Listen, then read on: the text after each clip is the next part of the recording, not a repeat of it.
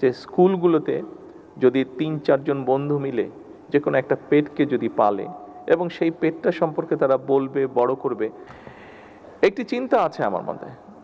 সেটি হচ্ছে যে দেখুন, প্রায় আমরা সোশ্যাল মিডিয়াতে দেখি, বিভিন্নভাবেও দেখি যে প্রকৃতির অংশ শুধু গাছপালা না, আমরাও প্রকৃতির অংশ মানুষ হিসাবে, কিন্তু গাছপালা বা মানুষ বলেন, এর বাইরেও প্রকৃতির অংশ আছে। বিভিন্ন পশু পাখি বলেন, এগুলো আমাদের প্রকৃতির অংশ। এবং আল্লাহ তাআলা এই পশু পাখি সব কিছু কিন্তু আল্লাহ তাআলা সৃষ্টি করেছেন আমাদের জন্যই, বিভিন্নভাবে বিভিন্ন প্রয়োজনে, আমাদের প্রয়োজনেই আল্লাহ তাআলা সৃষ্টি করেছেন এইসব পশু পাখি।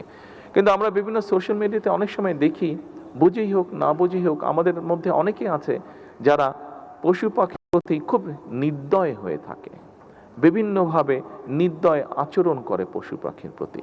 ছোট বন্ধুরা, এখানে তোমরা যারা উপস্থিত আছো, তোমাদের কাছে আমি একটা হেল্প চাই।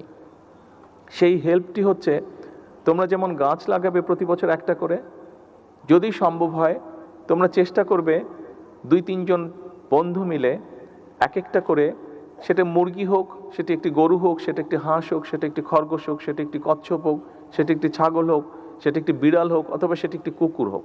আমি যেটি বলতে যাচ্ছি উপস্থিতিবৃন্দ, আমাদের এই ছোট বন্ধুদের মধ্যে সারা বাংলাদেশে আমাদের যারা আছে ছোট বন্ধুরা, ছোট ছোট শিশুরা, এদের মনের মধ্যে আমরা কেন প্রকৃতির জন্য, সেটি পশু পাখি গাছপালা সব কিছুর জন্য আরও একটু আমরা এমন কিছু না কেন করতে পারছি না বা করছি না, যেটার জন্য এই প্রকৃতির প্রতি তাদের আরও মায়া মমতা বৃদ্ধি পাবে। আমি যেটি চিন্তা করেছি, এটা এখন আমরা ফাইনাল করিনি। আমি এখানে এডুকেশন ডিপার্টমেন্টের মিনিস্ট্রির 2 মন্ত্রী আছেন, অ্যাডভাইজার সাহেব আছেন, সেক্রেটারি সাহেবরা আছেন।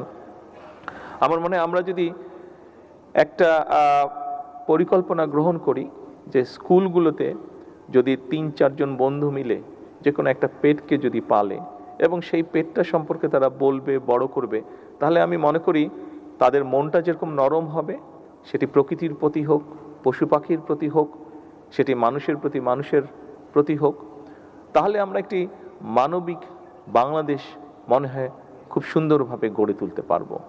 যদি একটি মানবিক বাংলাদেশ আমাদেরকে গড়ে